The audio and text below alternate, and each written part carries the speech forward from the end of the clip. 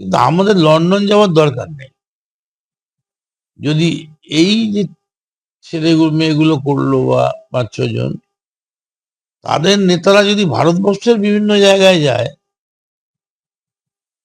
তারা যদি এরকম ভাবে মানে ইচ্ছাকৃত একটা নাটকের সামনে পড়ে অপমান করে, তাহলে তারা কিন্তু পালাবার পথ পাবে না। সেখানে মমতা বন্দ্যোপাধ্যায় দেখিয়ে দিলেন যে কি করে সোজা ব্যাটে খেলতে হয়। যে মমতা বন্দ্যোপাধ্যায় অঙ্গরাজ্যের মুখ্যমন্ত্রী হয়ে গেল, she represented the country. Mamata ব্যানার্জির কোনো অপমান হলো না। এই অপমান তারা নিজেরাই নিজেদের করলো। তার বিরুদ্ধে রাস্তায় ছেলেদের নামা উচিত কি উচিত নয়, এটা আমাদের পার্টির নেতৃত্বের ব্যাপার। এই জায়গাটায় আমি কোনো মন্তব্য করতে চাই না। সেটা কেন হয়নি, রাজ্যে যারা আমাদের দলের নেতৃত্বে আছেন তারা নিশ্চয়ই চিন্তা করছেন, আলোচনা। আমি তো কোনো দায়িত্বে নেই অ্যাকচুয়ালি, আমি দলের মন্তব্যের সঙ্গে আছি।